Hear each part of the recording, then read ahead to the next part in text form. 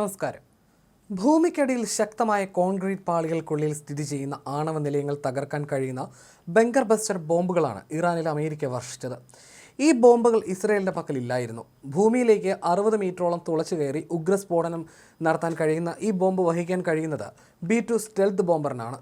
ആക്രമണത്തിനായി പസഫിക്കിലെ Guam സേനാ കേന്ദ്രത്തിൽ നിന്നാണ് ഈ വിമാനങ്ങൾ പറന്നുയർന്നത്.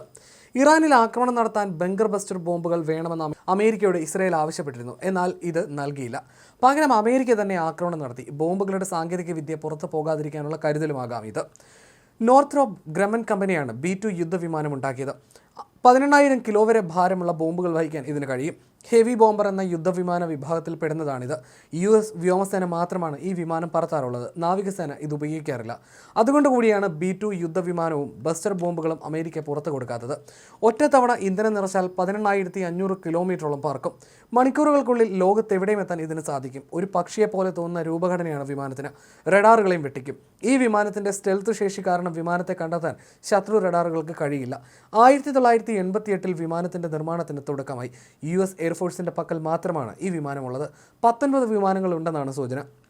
20 നിലയുള്ള കെട്ടിടം വരെ തുളച്ചു കയറി ഉഗ്രസ്ഫോടനം നടത്താൻ ശേഷിയുള്ള ബങ്കർ ബസ്റ്റർ ബോംബുകളും വഹിച്ച് അമേരിക്കയുടെ B-2 സ്റ്റെൽത്ത് വിഭാഗത്തിൽപ്പെട്ട 6 യുദ്ധജെറ്റുകൾ ഇറാനെ തകർക്കാൻ എത്തിയെന്നാണ് സൂചന.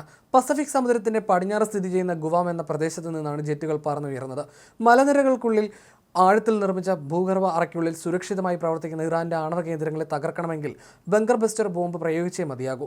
200 അടി വരെ താഴേക്ക് പർവ്വതത്തെയോ കെട്ടിടത്തെയോ ദൃഢീകരിച്ച കോൺക്രീറ്റിനെയോ തുളച്ചു കയറി പോയ ശേഷം ഉഗ്രസ്ഫോടനത്തിൽ ഇതെല്ലാം തകർക്കാൻ ശേഷിയുള്ള GU-57 എന്ന വിഭാഗത്തിൽപ്പെട്ട ശക്തമായ ബങ്കർ ബസ്റ്റർ ബോംബ് അമേരിക്കയുടെ കയ്യിൽ മാത്രമേ ഉള്ളൂ.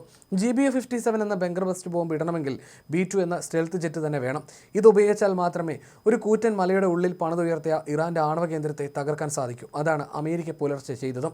ഫോർഡോ കേന്ദ്രത്തിൽ ആണവായുധം നിർമ്മിക്കാൻ വേണ്ടി യുറേനിയം സമ്മിശ്രീകരണം നടക്കുന്നുവെന്നാണ് ഇസ്രയേൽ അവകാശപ്പെടുന്നത്. GBU-57 എന്ന നൂതന ബങ്കർ ബസ്റ്റർ ബോംബിൽ സ്ഫോടനം നടത്താനുള്ള പോർമുനയിൽ 2000 കിലോഗ്രാമിനേക്കാൾ കൂടുതൽ സ്ഫോടക വസ്തുക്കൾ നിറച്ചായിരുന്നു അമേരിക്കൻ ആക്രമണം.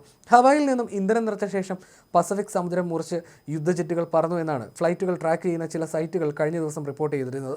ഇറാനെതിരെ യുദ്ധവിമാനം അയക്കണോ വേണ്ടയോ എന്ന കാര്യത്തിൽ 2 ആഴ്ചയ്ക്കുള്ളിൽ തീരുമാനമെടുക്കുമെന്നായിരുന്നു US പ്രസിഡന്റ് ട്രംപ് കഴിഞ്ഞ ദിവസം പ്രഖ്യാപിച്ചത്. തൊട്ടടുത്ത ദിവസം ഈ 6 B-2 ജെറ്റുകൾ ഒരിടത്ത് നിന്ന് മറ്റൊരിടത്തേക്ക് നീക്കിയത് എന്തിനാണെന്ന ചോദ്യവും സജീവമായി.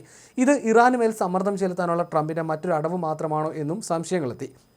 എന്നാൽ വെറും ഒരു ഭീഷണിയല്ലായിരുന്നു അത്. യഥാർത്ഥ ആക്രമണമായിരുന്നു ട്രംപ് ലക്ഷ്യമിട്ടത്. ഇറാൻ്റെ മണ്ണിൽ സൈനികരെ അയക്കരുതെന്ന് അമേരിക്കയ്ക്ക് ചൈനയും റഷ്യയും താക്കീത് നൽകിയിരുന്നു. ഇതും ട്രംപ് മുഖവിലക്കെടുത്തില്ല. യൂറോപ്യൻ യൂണിയൻ രാജ്യങ്ങളുമായി ഇറാൻ നടത്തിയ സമാധാന ചർച്ച പരാജയപ്പെട്ടിരുന്നു. ആണവായുധം നിർമ്മിക്കുന്ന പ്രക്രിയയിൽ നിന്ന് എത്ര സമ്മർദ്ദമുണ്ടായാലും പിൻവാങ്ങുന്ന പ്രശ്നമില്ലെന്നാണ് ഇറാൻ വിദേശകാര്യമന്ത്രി അറിയിച്ചത്. ഇതോടെയാണ് സംഭാഷണം പരാജയപ്പെട്ടത്. ടെഹ്റാൻ അവരുടെ ആണവായുധം നിർമ്മിക്കാനുള്ള ശ്രമം ഒരു കാരണവശാലും ഉപേക്ഷിക്കില്ലെന്ന് ടെഹ്റാനിൽ ആയത്തുള്ള ഖമീനിയും പ്രഖ്യാപിച്ചിരുന്നു. ഈ സാഹചര്യത്തിലാണ് അമേരിക്കൻ നടപടിയെന്നാണ് വിലയിരുത്തൽ.